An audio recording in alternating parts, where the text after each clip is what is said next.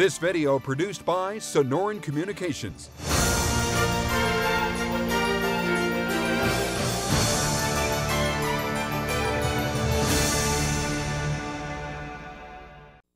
Welcome to the Greater Phoenix Chamber of Commerce's 19th Annual Athena Award Luncheon.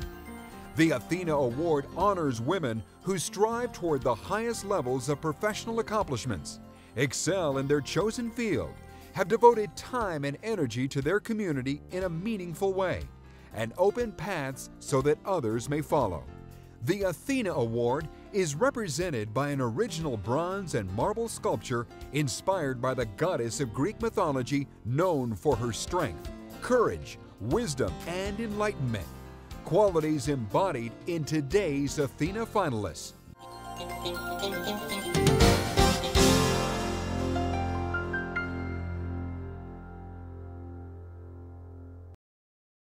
I'm a shameless promoter of women.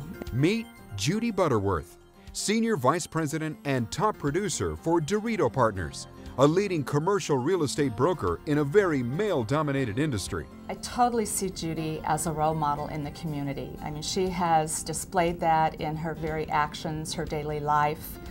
She helps other women, whether it is somebody that she's working with or somebody that just comes to her for advice on how do I succeed. Judy's drive to enable women started in 1970 when she marched in the first Women's March on Fifth Avenue in New York City. And it was great. It was just thousands of people, and it gave me a feeling that, I could do something. One person could make a difference. She was recruited from a successful career in media and advertising to commercial real estate. Today, she is a frequent speaker, teacher, and consultant as she continues working with Arizona Women for Education and Employment and the Phoenix Rescue Mission's Changing Lives Center. In January, we're going to break ground on the Changing Lives Center, which will have 67 apartments for the women and their children, and they will be put on the same year-long addiction program that's been so successful on the men's side. Judy is politically active and has worked on campaigns for former Mayor Margaret T. Hance and was on the Presidential Candidacy Steering Committee for Senator Elizabeth Dole. Right or wrong, politics is power, and so I think it's important for us to get people nominated and to get people elected. With all of this volunteerism, she still managed to lease over 4 million square feet of shopping and retail parcels. If somebody had told me when I was 20 years old that I would have sold $300 million worth of real estate, I would have laughed them out of whatever apartment or house I was in.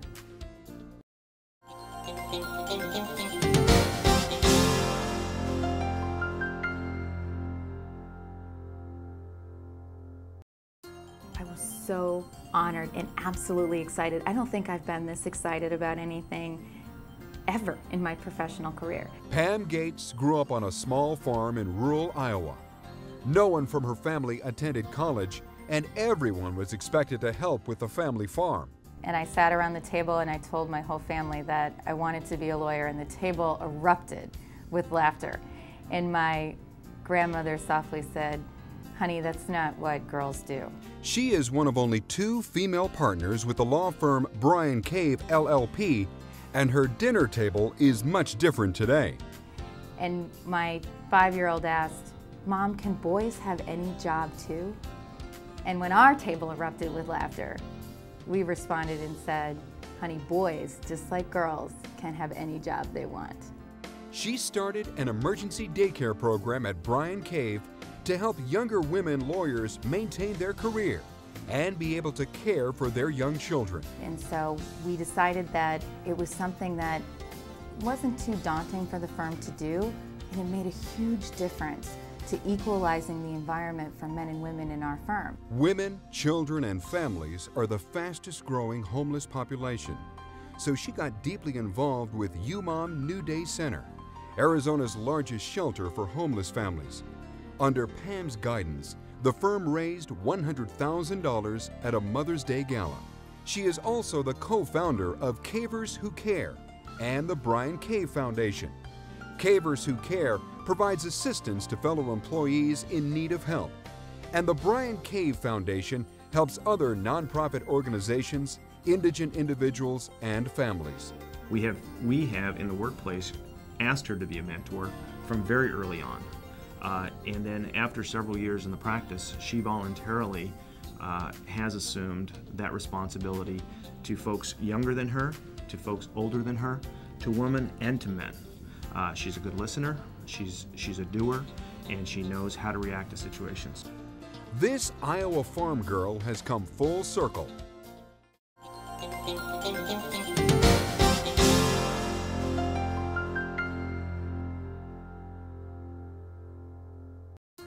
Meet Betty Harris Jackson, President and CEO of Jackson Airport Enterprises. She is the first African-American woman to operate 3 nationally branded franchises at Phoenix Sky Harbor International Airport. Upon moving to Phoenix, she had to secure funding for her company with little collateral and made a bold and calculated business move that paid off. When I came to Phoenix and I talked to bankers, and they told me that the uncertainty of the airport concessions, they could not allow me to borrow the money. As a matter of fact, they didn't let me have the money. So consequently, I took my retirement fund, and that was a courageous move because I was going into a new business that I had no measurement of success about it, but I took that on faith, and it has worked out very, very well. Due to her persistence and business savvy, she and her businesses survived the effects of 9/11. September 11th. That was a time that it affected all Americans, but it particularly affected and impacted my business adversely because I lost about 50% of my income, and yet I still had a responsibility to my employees to make sure that they remain employed. She is most proud of her involvement with the Maricopa Community College's Foundation Board.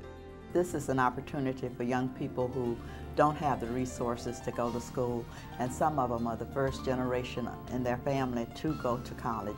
So that is important because I'm a former high school teacher, and I've seen that missed opportunity for young people, so that's important to me. The Maricopa Community College's foundation nominated Betty Jackson for the Athena Award because we think she exemplifies everything that the Athena Award is about.